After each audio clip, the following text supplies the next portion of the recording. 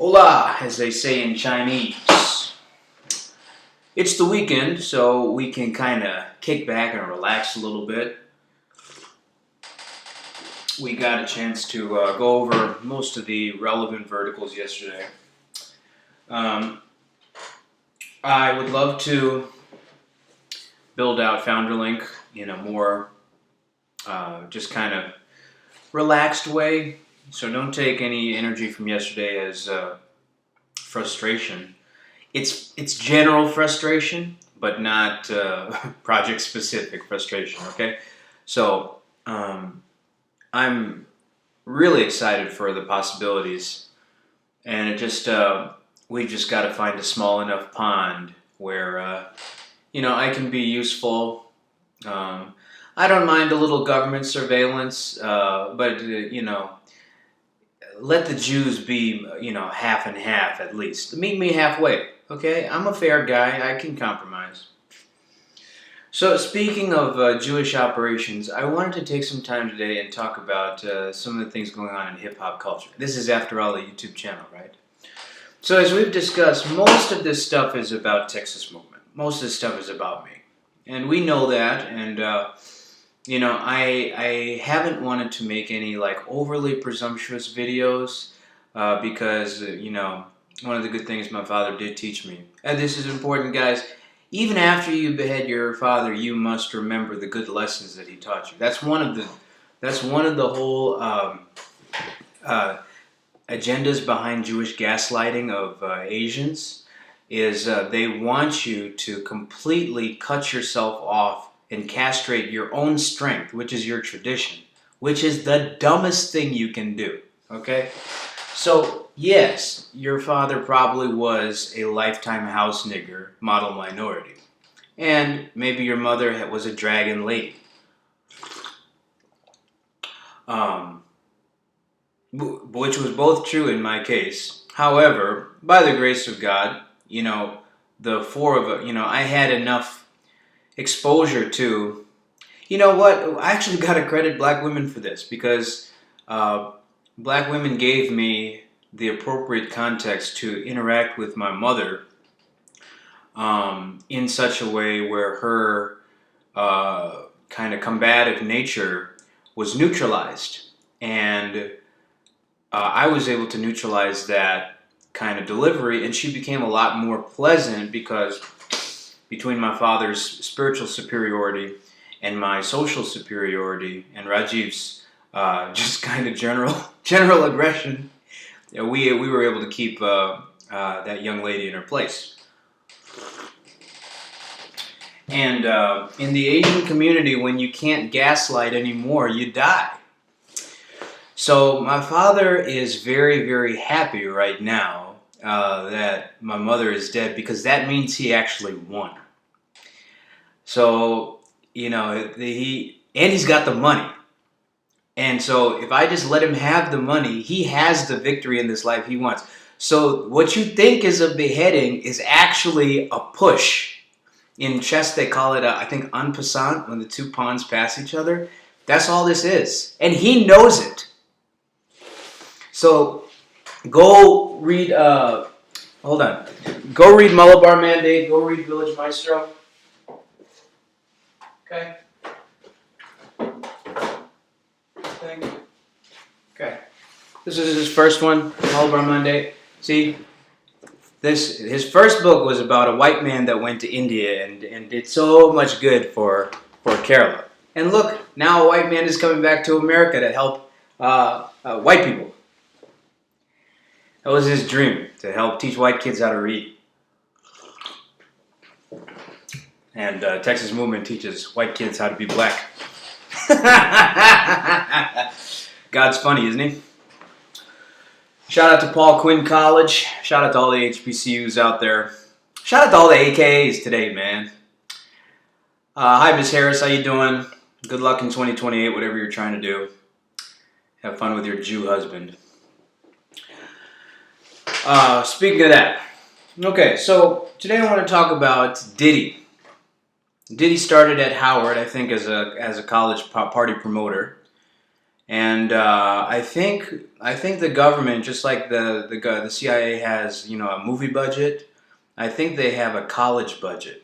So they probably send scouts out to um, go to different colleges and blackmail people early. Underage females, transgenders, all that type of stuff. Now looking back on my college, sexual history, I realized a lot of them were probably, placed there for my for my destruction. One of the first things they tried to get me to do in college was support that. Like I was on. My first roommate was a homosexual Caucasian, and I requested a room change because I'm like, no, bro, fucking no. And they probably did that to gaslight me, knowing my church history. I was a tuition waiver exchange program student from Judson, which is an American Baptist white Christian university. At the time, it still had like a semblance of kind of a faith background because of the leadership at that time, Jared Kane, Dale Simmons. There were some cool people. As cool as white people can be. I didn't know them personally, but my dad seemed to like them. And, if my dad liked somebody, I was like, cool. You know what I mean? And if my mom supported it, she usually had more of the spiritual discernment. My dad, if you wave enough money in front of his face, he'll do whatever you want him to do. So if you want to fuck him in the ass, just write him a check. He will bend over for you, I promise. So Rajiv may not. Rajiv's, as much as I talk shit, Rajiv's a cool dude. And at TSU, you guys need to. You're missing out if you don't use him properly. But watch out for that Edward guy. He's a fucking fed. I don't like him. Diddy, party promoter. Once people find out who has sway over the black community runs culture in America. So it's very important for the government to lock pastors down in the black community, lock any kind of influencers down very early. You see, they just gave Charlemagne a big deal, so-called 51% deal. What do you think that's for? You think that's just out of the blue? You don't think that's from Texas Movement Media? Of course it is. I went to Charlemagne's Shook Ones thing at Paul Quinn, Kenny, what the fucking Kenny, the MC. Well, you see, Kenny, I tried. AT, I tried. You see what I'm trying to do? Look at the consequences that I have to go through. Trying to help you fuckers. In any case, Trappiest Hour was some of the most fun I ever had in my life. So thank you, AT. Shout out to the Nigerians everywhere that are making life bearable for the rest of us. Dallas was awesome when it was good. When white people stayed out of our way, it was fantastic. Fantastic. All you have to do is respect security. Pay the cover charge. Buy bottles whenever you have a little disposable income. Help your promoters. Thank you to Co-op. Claude Tolliver. Oh, Claude Tolliver. Go support Claude Tolliver's daycare. He's actually, even his family has been doing early childhood education forever, and they're in desperate need of staff. So if you want to do something constructive in the Dallas area, go and support Claude T, the boss, I think is still his Instagram name, and go look into his daycare. It's a nice little facility they have, a lot of potential. If I had more time, I'd see how I could help with some type of curriculum or something like that. But I think I can serve better just being a representative of Texas Movement. So, but that's something tangible that's actually being done. So if you're in Dallas and you want to be useful, go do that. Okay? Told you about Andrew Wilkerson, Michael Campbell, Claude Tolliver, and then every promoter that I'm thinking about, all the DJs that I'm thinking about. You can do so many things if you really want to do it. All you boomers with white guilt. You want to take Texas Movement down? You want to isolate me with shame and the gravity of the pressure is too much? Go and empower all the black people financially and pay them to gossip. You'll get all the gossip you want. I had my shirt off in the club all the time. Astro.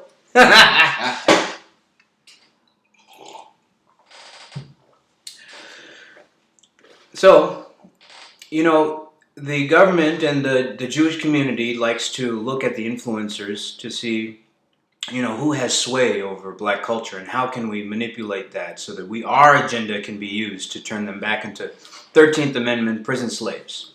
So, when So Far Gone came out, the mixtape, it was very, very common practice for everyone in Chicago to say, who is this fucking faggot that is an artist that is trying to be a rapper and singer? And we were not impressed by his singing. We were not even really impressed by his rapping. But everyone was like, this was in the Dat Piff era. So Far Gone, So Far Gone, So Far Gone. Okay, great. And then his hit was Best I Ever Had, which to me was a garbage song. And I was, then I listened to Comeback Season and everybody was talking about, I need a pea coat, I need a pea coat. To this day, I've never owned a pea coat. And look at me. If anybody should own a pea coat, it should be me.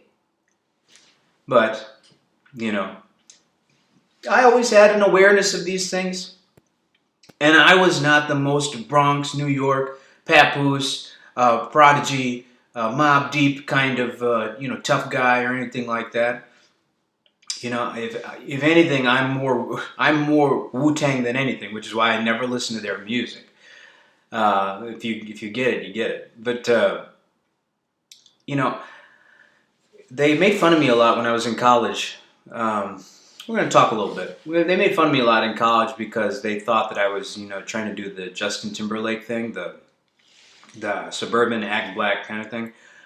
What they probably didn't realize, or I never told them, was that I needed a key for survival. The key is a trigger word, I understand, but I needed to survive. You had no idea what I was dealing with at home. How the Jews are treating me now with regards to business is how my father treated me with food when I was a child. With food!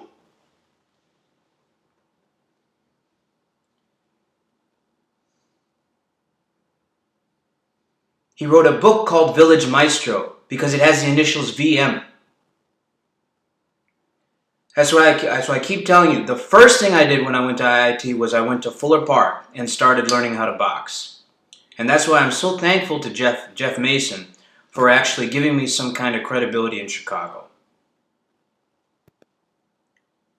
And then I had to learn how to cut hair. So Steve Dursow was so gracious and gave me a few pairs of clippers so that I could learn how to do all this myself.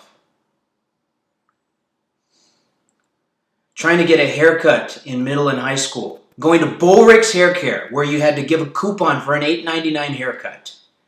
And that I could only do once every 6 weeks. And to forget Christmas presents, forget birthday presents. Ask Mike Reed how I treat my birthday. Go and look when my last birthday party was. Go and look ask the bitch how I celebrated my 30th birthday.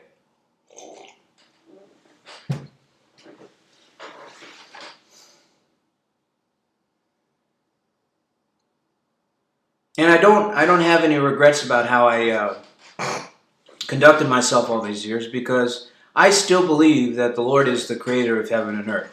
And I serve Him. I don't serve any human being. And Texas Movement, I've seen enough evidence of the greatness of the Lord in Texas Movement. So I disconnect myself from the company. So no Jew will ever take it. And if they do, it will be the worst. It will be the worst decision they ever made. It will be a constant thorn in their side. And by side, I mean rectum. So this is enjoyable to me. This is almost like gratifying to me, if you catch my drift. I keep kind of getting off the subject of Diddy. Diddy's documentary just came out and 50 Cent did it. Why would they let 50 Cent have a documentary on a major network tearing down Diddy? Like Dame Dash talking about a black man tearing down another black man. That's just the surface level of it. Of course, they're always going to take someone, from your own race to. Why do you think the Celebration Church pastor's name is Samson Sabu?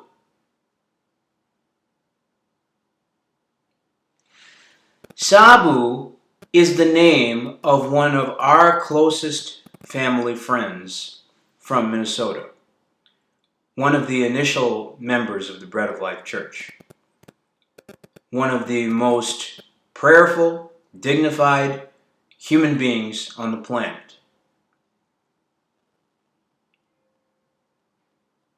who has an eternal reward that he will have a kingdom and an empire and an estate that is going to be astronomical in heaven. And so Jewish logic is always to tear down these people. In one of the books about where the stories of Elijah's protege, Elisha was bald, and two youths came out, two young boys came out and made fun of his bald head. And then immediately a bear ate them. And it was meant to show that when you mock the prophet of God, there are supernatural forces that come down and almost immediately enact justice. And sometimes it's not immediate in the earthly time, but in the Bible, in the story of our Bible, what does it say? When Adam and Eve ate the fruit, at that moment they died. But their lives continued. It's like when you cut a rose off of the rose bush, you still see the petals like that, but it is no longer connected to the roots of the rose bush, so it gradually wilts. But it died the moment it was cut off, right? Same thing. So these people sending a guy by the name of Samson Sabu, Samson making fun of me, and Sabu making fun of my father, there's a double consequence for that. So, Diddy tearing down black culture, and then 50 Cent tearing down Diddy is just par for the course. And remember, none of these black celebrities can get on unless they do some type of homosexual activity. And 50 Cent has had one of the largest 2003 appearances ever. And he was so-called the biggest G out of New York, but no one from New York signed him. He had to get signed by Eminem, who was signed by Drake, who was signed by Jimmy Iovine, same person who took care of Chief Keef.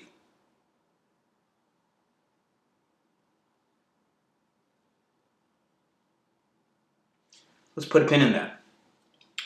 Freshman year, I was assigned into a dorm. Okay, I was on full scholarship. I had already denied the SIGEP's fraternity house because it was disgusting. And I looked all over the quad and I only saw white nerd fraternities. I'm like, this is not going to be my life. And in that case, my dad and I were on the same page because my dad didn't want me partying. And his idea of fraternity is white people getting drunk and partying. So even though I would have saved money living there, he would not have allowed it, which worked in my favor. So Indians, you have to kind of use your parents' preconceived notions against them sometimes. Okay? So like, for example, if they're telling you to get married, bring home a white girlfriend. Or bring home a girl from a different race. Pay a different girl. Pay a black girl to act as your girlfriend. That will stall your parents at least for a little bit. Okay? That's the way you got to play the game. So when I went into the dorm, I had this roommate, and he was homosexual. Thankfully, he didn't bring any guys to the room or anything like that. But I was 18 years old, so I wanted to make it a point like, yo, you're not going to punk me. Like my view of the world is just as important as yours. And in 2006, remember we're talking almost 20 years ago now. At that time, they were trying to turn the world gay, and Chicago, of course, was the nucleus for it. Remember, this was before Obama was elected. So before we had a transgender first lady, and before we had Bathhouse Berry in the White House, it was still the George Bush era, just coming out of the Iraq War. So there were still men on this earth. And so I wanted to be a man. I was 18 years old and I wanted to be a man because that's what God created me to be. And I was finally out of Anoka High School. I was finally out of Jacobs High School, where I had to listen to white teachers and coaches. And so I got out of the architecture program at Judson, couldn't cut it, didn't want to cut it. And I finally got to IIT, had a gay roommate, requested a different roommate, got to swap just down the hall. And then after that happened, another guy on the same floor just so happened to be the guy that wanted to start a group called GLAM, Gays, Lesbians, and More. Now, IIT is already 90% male, okay? There's already a shortage of females there. And I'm an 18-year-old in college, and the first thing you want to do is have my name endorsing a fucking homo club? And even though he approached me when I was just walking, he was like, "Hey, would you mind signing this? It's for this club I want to start." I was like, "What club?" He's like, "Gays, Lesbians, and More." I was like, "No, I can't endorse that." He's like, "What? Are you serious?" Like I just shot his dog. And you know how white people feel about their dogs. Gays, Lesbians, and More. And I was like, "No, I'm not doing that." And then he was like, What? I was like, "Nah, bro. I mean, you can still come hang out with us. You can hang out in my room. You can do whatever you want, but I'm not endorsing this with my signature." And I'm probably one of the only people that didn't endorse his club. And the club got going, and they did their day of silence and all the things that gay people do to pretend to be black, as if their struggle was just so crazy.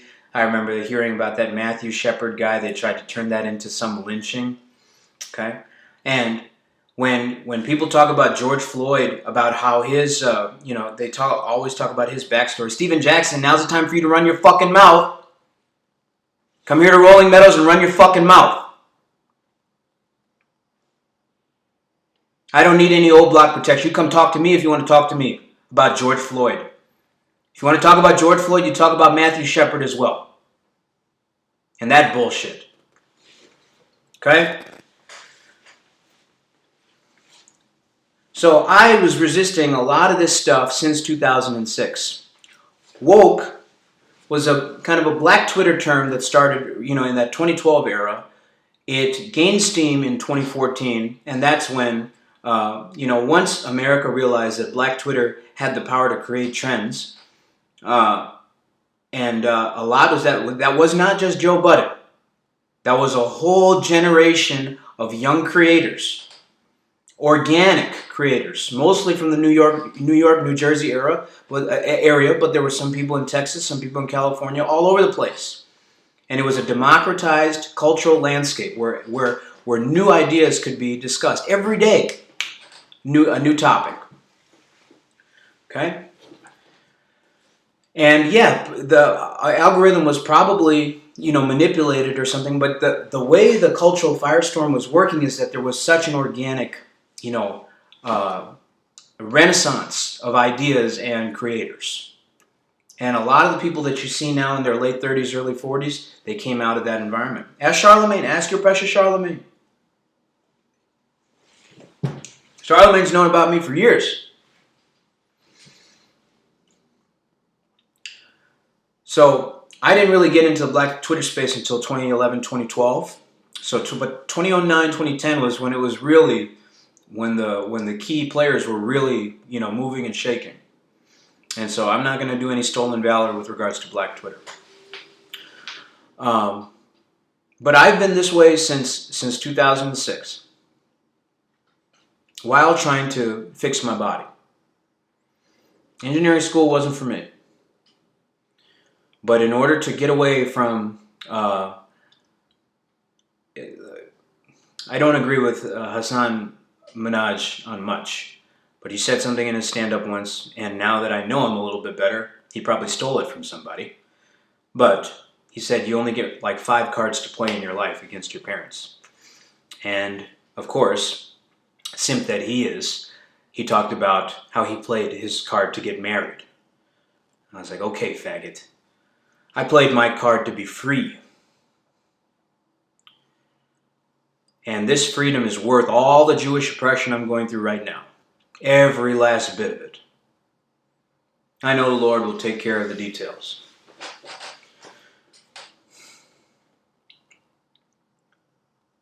Long story short, I'm fairly sure that 50 Cent himself is a homosexual. Because the Jews will never allow mainstream access to destroy another black man unless they have the similar kind of, extortion, blackmail on how do you sign to Jimmy Iovine? How do you sign to Eminem? How do you have the largest debut in history? How do you have the G-Unit sneakers?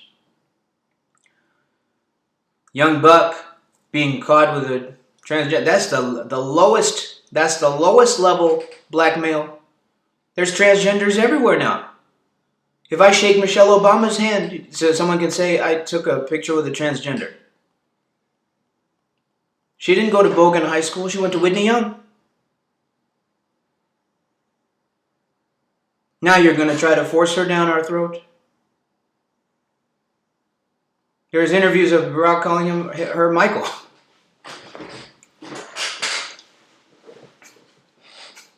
My father never called my mother Ronald. So you see, the suppression of my image and likeness all over the algorithm is by design. Because no one can do what I've done. No one can do what Texas Movement has done. And no Jew can lay claim over it. My dad was trying to slowly push me into Troy Zimmerman's hand. After my mother died, he didn't know that she left me, that she included me in her 1-year, death severance beneficiary. So the moment I got it in my hands, he said, you must give it to Troy. You must give it to Troy and you must never touch it because it's sacred death money. Meanwhile, he has all her sacred death money that she signed to me. So when it's in my hands, we must follow the Spirit of God. When it's in his hands, we must follow the Jews. So Dad, bend over and give them your rectum. They will give you the money you're looking for. And then maybe you can get the white woman that will make you feel better about yourself. That goes for all of you.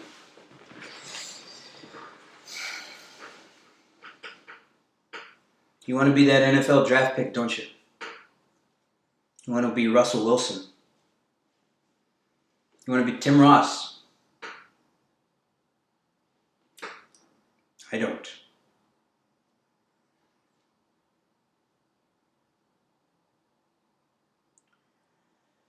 $50 Cent, I'm here. Whether you want to do it in Shreveport or New York. Send Tommy Sikora. Surround him with his Negro friends. I can look into the eyes of a man and know his truth. Why don't you tell us your truth? Was Diddy taking you shopping for clothes or for something else? Why would that be so offensive to you? What makes you any different than Bathhouse Berry? You have an action series now, right? Bring Texas Movement Media some action. Send your hitters here. You've got tapes, don't you? You've got the iCloud.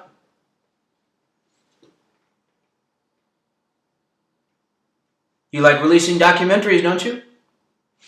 Do a documentary on me.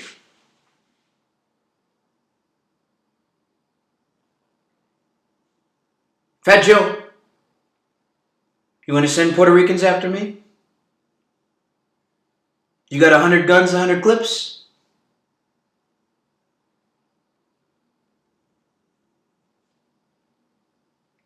You have the Latin Kings at your disposal?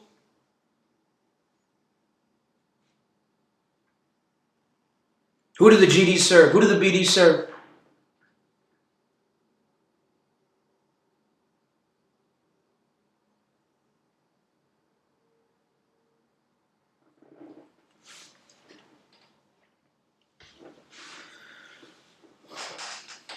So go and watch the Diddy documentary.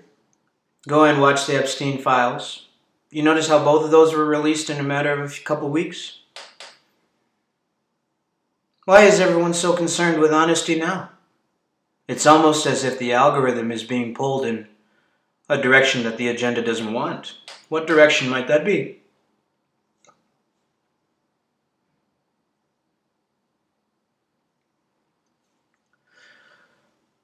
So, Texas Movement Media will continue as we are able. And we hope you support us in whatever way you can. We thank you for the support you've given us thus far. Kids, ask your teachers about this because they have your best interests at heart. Ask them if 50 Cent is a homosexual, and that's why he was allowed to do the documentary against Diddy.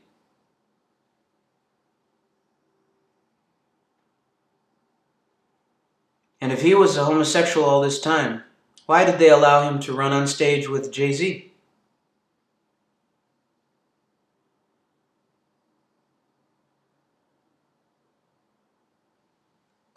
You think that's air you're breathing now? All right, children. We'll see you soon.